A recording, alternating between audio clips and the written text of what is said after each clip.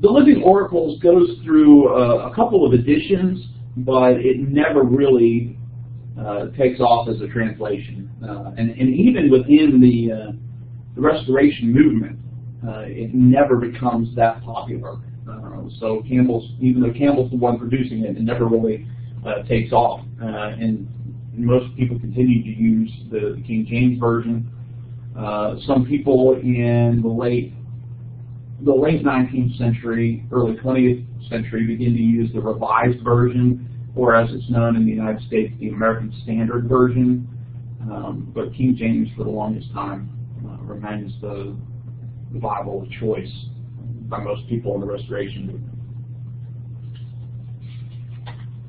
Campbell will continue in the later part of the 20s into the 30s to debate.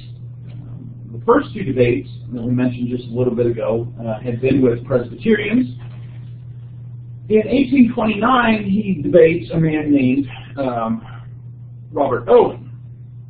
Owen was not a Christian. He was a skeptic. And he was also a socialist from England who had come to the United States to start a utopian community. Essentially, Owen's view was that if people could, essentially, Owen believed that character was shaped by your environment. And so if children particularly could be removed from the environment around them into a place that could be controlled, they could be shaped into good moral people. But if kind of left out to their own devices, they would not develop character appropriately. And so, you control the environment, you shape the character. Particularly troubling for Owen was religion. Religion was, superstition. It was responsible for a majority of the world's evils. And so one of the influences he wanted to protect people from was religion. He does create a community in New Harmony, Indiana, but it failed after a couple of years. In the year 1828, he challenges the clergy of the state of New York to a debate. Campbell will hear about this challenge. He's looking to get into a debate, and so he kind of takes Owen up on his offer. So the goal is that they are going to meet in Cincinnati, Ohio in 1829 for an 8-day debate on particularly the issues that Owen raised. A lot of the issues have to do with religion in general. So Owen essentially is going to claim that religions are founded on human ignorance. People do not understand the world around them, so they develop religions to provide explanatory power. Secondly, for Owen, religions were opposed to laws of nature. This is in a time period where science is beginning to exert an authority on its own, separate and apart from religion. It is still, however, prior to any of Charles Darwin's theories on natural selection, so it's not quite to that point, but essentially Owen argues that if you contrast religion and the laws of nature, they are different. Ultimately, religions were responsible for vice, disunion, and misery. They did not bring anything positive to human society. That they were actually, kind of prevented society from becoming virtuous, from people being intelligent and good and kind. And then finally, the only way that religions could be maintained was either keeping people in ignorance or through tyrannically controlling people. Now this was 1829. The odd thing of all of this is the arguments that atheists have thrown at religion have not changed that much in the past 180 years. 188 years. I mean, these are the same kind of things that atheists are still saying about religion. So this is what Owen wants to present, and so Campbell is to respond to this. And essentially Campbell's response is focusing on evidence for the existence of God in a variety of different ways. Now, in the McCullough debate, so in the Walker debate, Walker is completely unprepared for Campbell, asked to end the debate early. In the McCullough debate, McCullough is prepared, has prepared marks, and all he does is read from them. And any of the points that Campbell brings up in response, McCullough ignores, which is not good debate technique. You're supposed to respond to what your opponent brings up.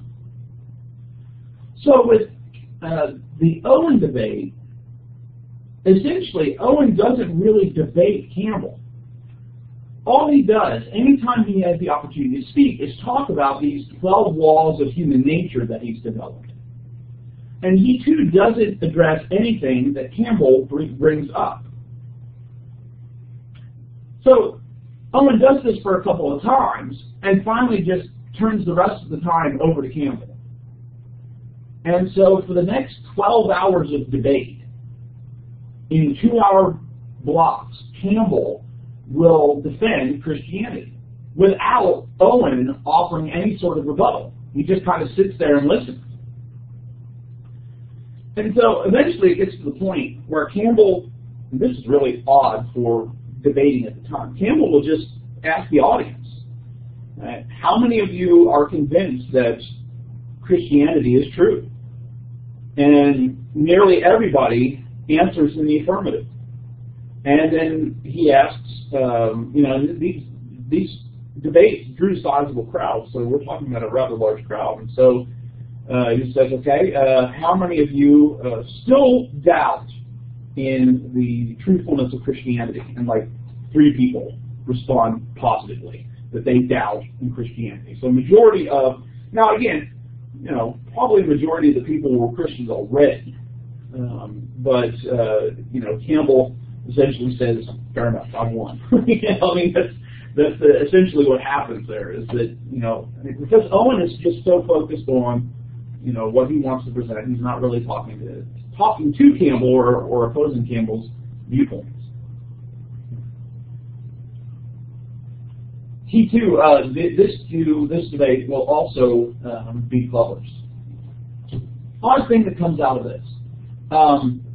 Campbell and Owen remain friends, and we'll continue to interact with each other. Owen will visit Campbell several times. So even though Owen is so antagonistic to religion, he develops a friendship with Alexander Campbell. Same kind of thing the other way, right? Alexander Campbell, being so Christian, develops a friendship with Owen, even though they met in debate. In 1830, Campbell starts his second journal that he calls Millennial Harbinger. Essentially, he's signaling a couple of things. This is kind of the full break with the Baptists. And so the first journal was called Christian Baptist. Even though Campbell never really says, I'm a Baptist, right? That's who he's kind of associated with. Well, that's part of it. And then fully he's kind of separating himself. A lot of the Baptist organizations that reformers were connected with are excluding reformers, kicking them out, separating from them. And so there's that. Additionally, it was also suggested that Campbell believes that restoration is going to bring about the millennium. So while Stone was a premillennialist, believing that Christ would have to come back before the millennium would start, Campbell is a postmillennialist, believing that society is going to improve, enter the millennium, and then the second coming will happen at the end of the millennium.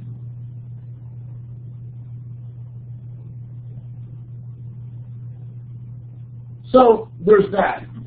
Additionally, Campbell apparently tried to strike a different tone with the Millennial Harbinger. Right? Very pugnacious in Christian Baptist, tries to be less so with Millennial Harbinger, not always successful. Right? He could still be very polemical against his opponents, whether they were coming from outside the Reformers, or what eventually becomes the Disciples of Christ, or sometimes within the movement as well. Internally, one of the problems comes up about what about people that have been immersed in other groups? Do they need to be rebaptized when they understand that baptism should be for the forgiveness of sins? That's the purpose of baptism.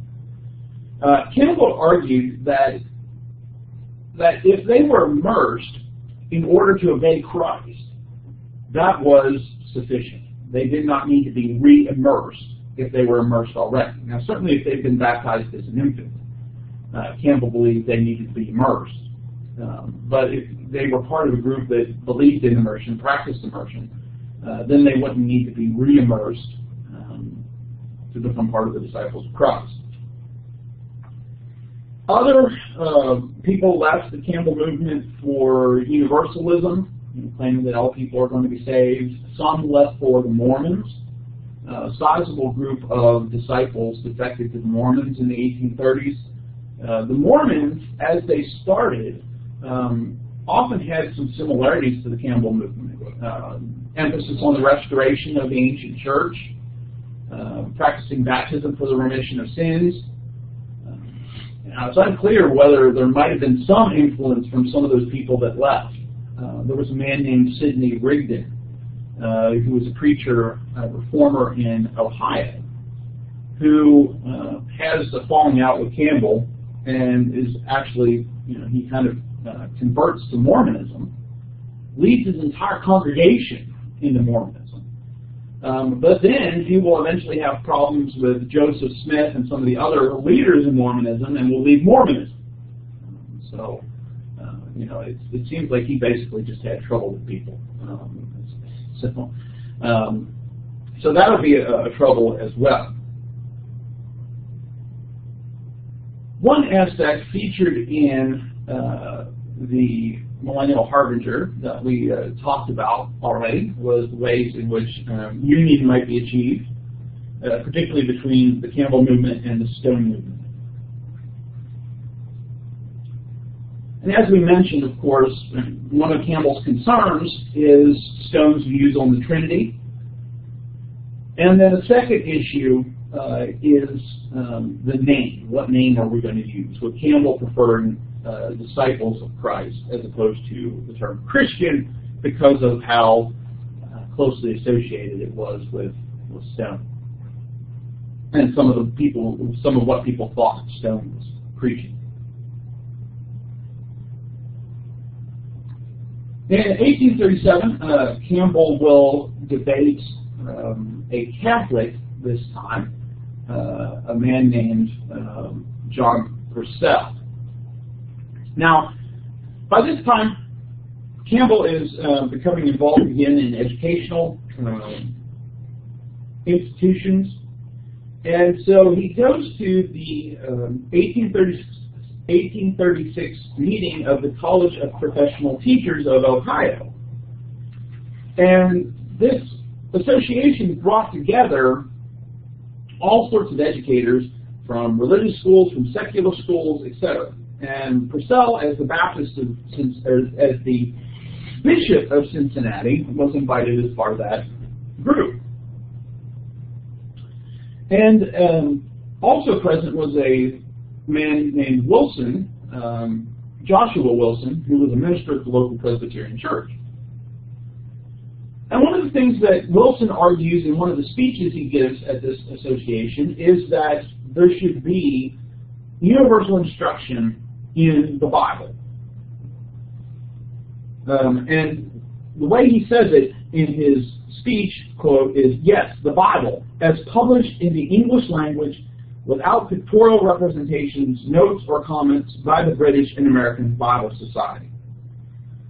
He further argued that parents should be the ones to instruct their children and not infant schools, Sabbath schools, free schools, and all primary schools. Now, essentially what Wilson is arguing is that there should be Bible reading in schools, but it should be done without any sort of comment, suggesting, right, like if a Presbyterian believes something about a particular passage, that person doesn't say anything about their particular views. They're just reading the Bible.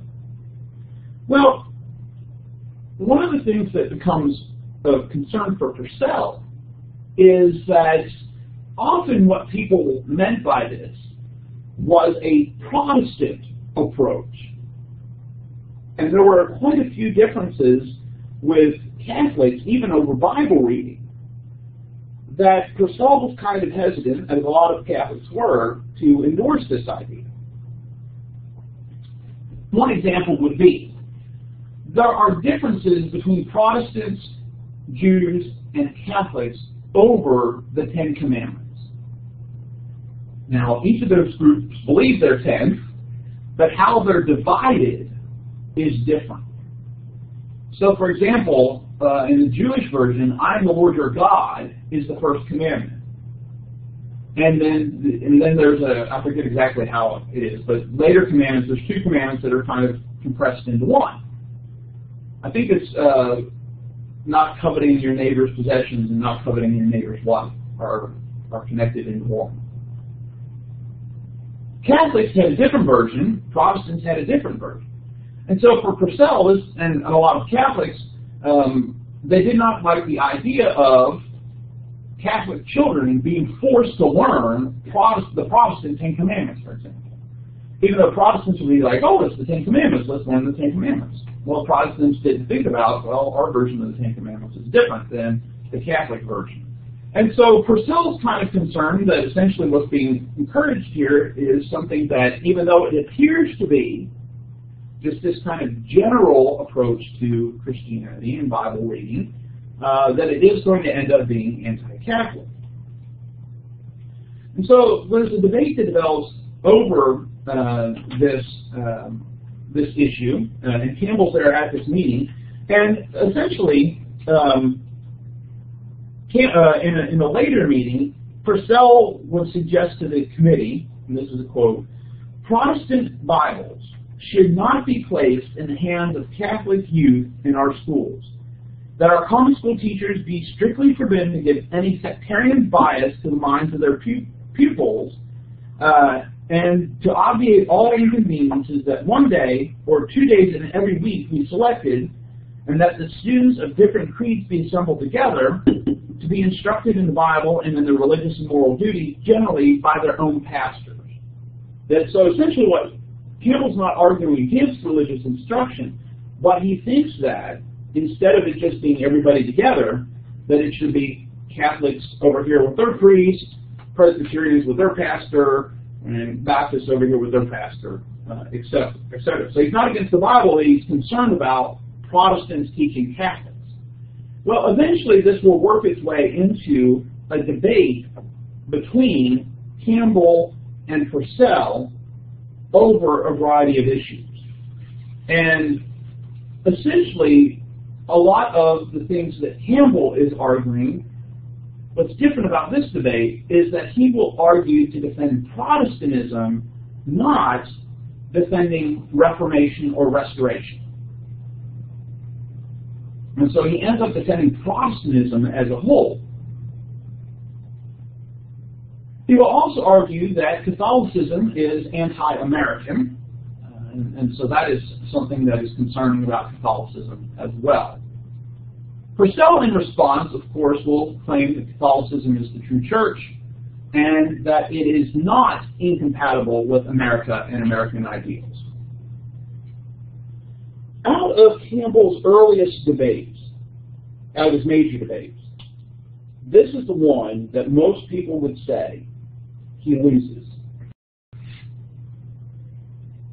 In both McCullough, Walker, he wins clearly.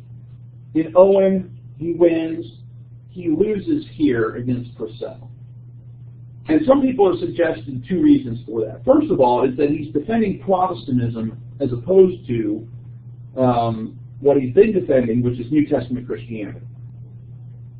Secondly, in all of the previous debates, Campbell has always been in the negative, where his opponent has had to present their case as the positive case, and Campbell has just been able to just attack it. Right? And so that's always the position that he's putting himself in. With the Purcell debate, he is put in the position of having to present the propositions. He's having to be the positive, the affirming participant, as opposed to the attacking participant, which is what Purcell is. And it will actually be so bad for Campbell that there will be several people who will leave the disciples to become Catholics because they're convinced by Purcell of the truth of Catholicism, and will even, write books about why they became Catholic, right? And so it's not just this private thing. They'll go and be pretty public about becoming Catholic. I don't know what people does today. Yeah. Leave the group and write books. Yeah.